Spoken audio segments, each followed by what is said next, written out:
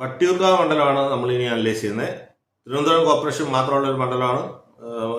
വേറെ local body പഞ്ചായത്തൊന്നുമില്ല, corporation മാത്രമാണ്. അപ്പോൾ അതിൽ നിന്ന് വോട്ട് നോക്കുകയാണെങ്കിൽ NDA 38,685 വോട്ട്, NDA BJP മുന്നിലാണ് ഈ വട്ടിയൂർക്കാവിലെ ലോക്കൽ ബോഡിയുടെ വോട്ടിൽ.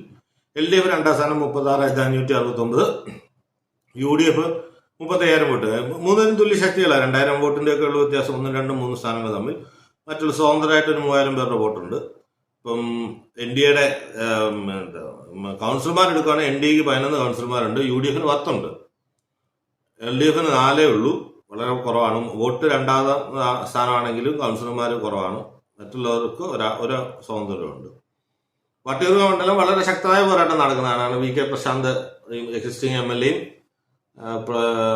K മുരളീധരൻ, ഇദ്ദേഹം കോൺഗ്രസിന്റെ മുരളീധരനും പിന്നെ BJPക്ക് ശ്രീലേഖ IPSും കൂടെ മത്സരിക്കുന്നതുകൊണ്ട് പാർട്ടി വോട്ടുകളൊന്നും അങ്ങോട്ടും ഇങ്ങോട്ടും അറിയാനോ മിക്സ് ചെയ്യാനൊന്നും സാധ്യത കുറവാണ്.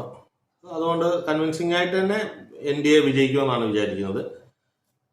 LDF UDF 2ാമതെത്തും, 3ാമത് LDF എന്നാണ്. ഇനി NDAക്ക് UDFും തമ്മിലൊരു 6,000 വോട്ടിനാണ് വ്യത്യാസം വരുന്നത്. LDFന്റെ വോട്ട് നല്ലപോലെ കുറയും, 5,000 വോട്ടോളം കുറയും. അപ്പോൾ എന്തായാലും ഒരു പെർസെൻറ്റേജ് നോക്കുകയാണെങ്കിൽ NDAക്ക് ഒരു അപ്പർ ഹാൻഡുള്ള ഇത്രയും കൗൺസിലർമാരുള്ള തുല്യമാണ്, 10ഉം 11ഉം ആണ്. UDFുമായിട്ടാണ് ടൈറ്റ് ഫൈറ്റ്. അപ്പം NDA വിജയിക്കും, UDF 2ാം സ്ഥാനം എത്തുമെന്നുള്ള രീതിയിലാണ് എൻ്റെ ഒരു അനാലിസിസ്.